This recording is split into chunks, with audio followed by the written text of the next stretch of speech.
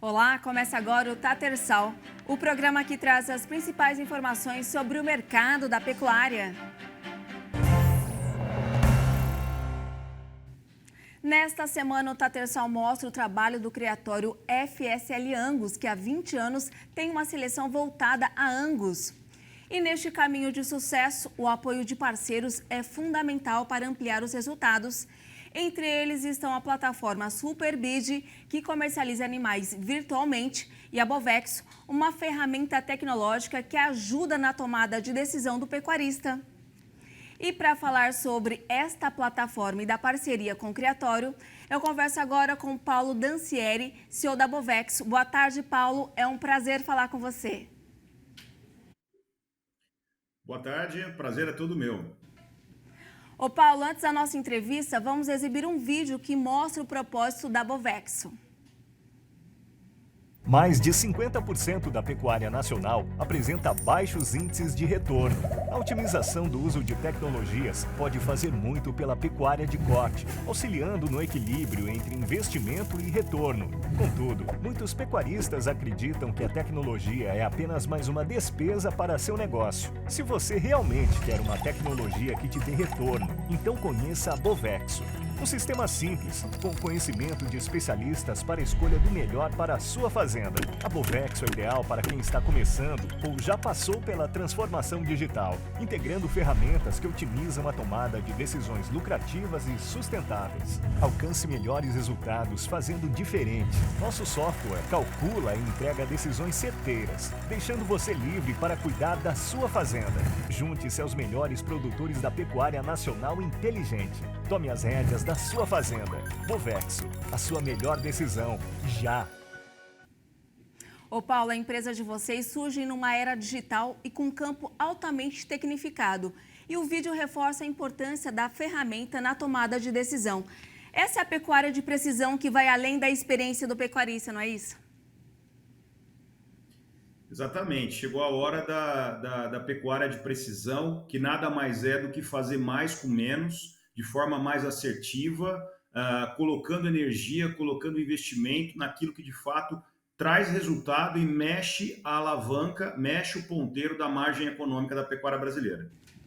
O Paulo, pecuarista tem desafios importantes que ainda precisam ser superados. O ganho de peso diário, aproveitamento de carcaça. Como é possível trazer soluções no momento exato?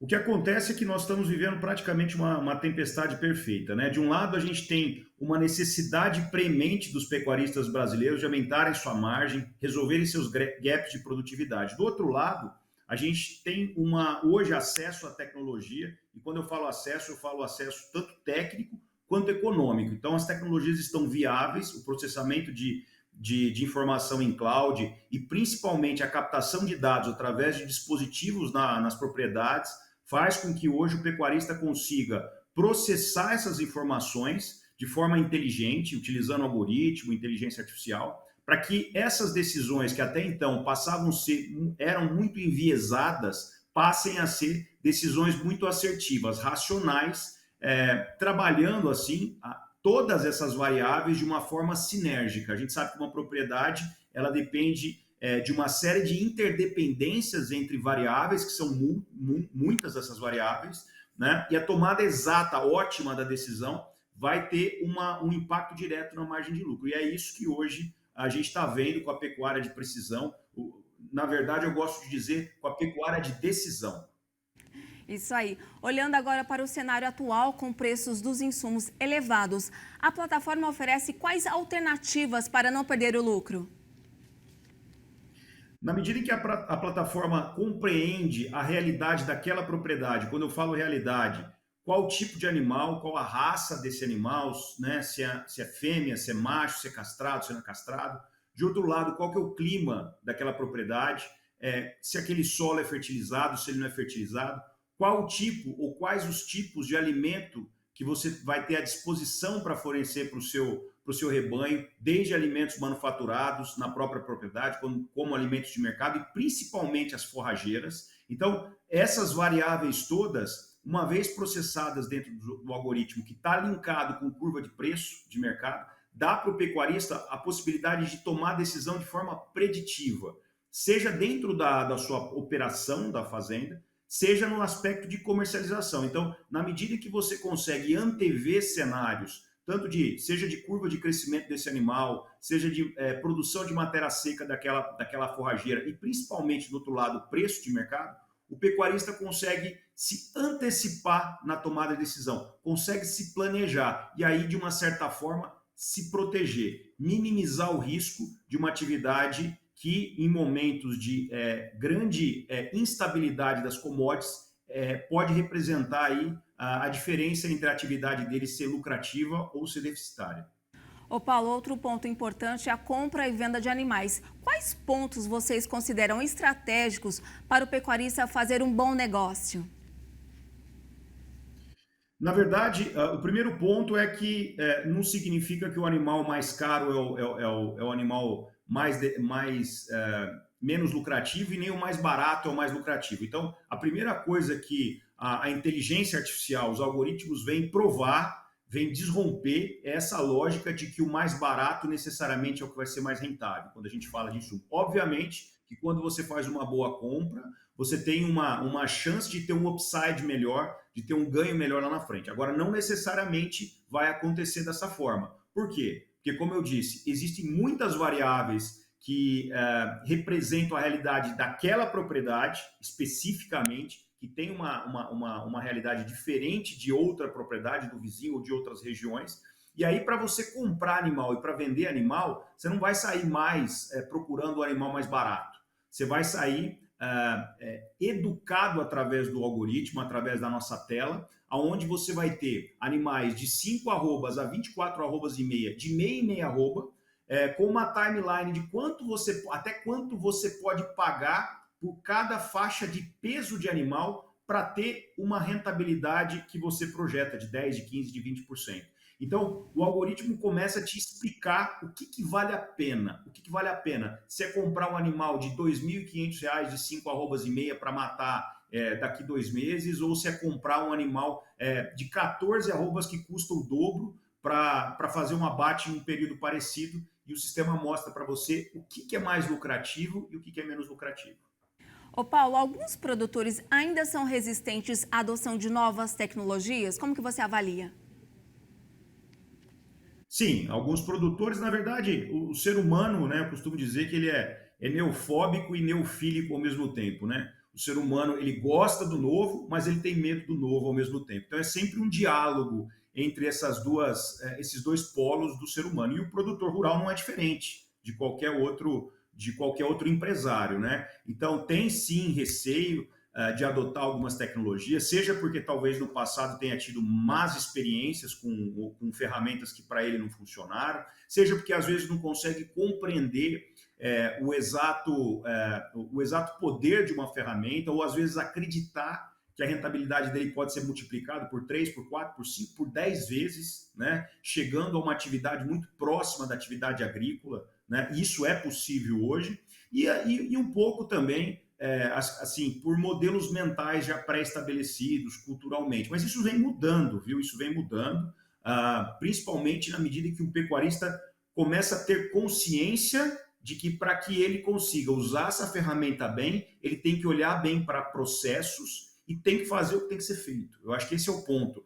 Não é a ferramenta em si que às vezes assusta. O que eu percebo é que, além da ferramenta, ou talvez mais do que a ferramenta, o que às vezes coloca alguns criadores com o pé atrás é a necessidade de compreender que ele vai ter que mudar o processo na fazenda dele, né? Ele vai ter que mudar esse processo. E isso às vezes dá trabalho, isso às vezes muda um pouco, tira um pouco da zona de conforto.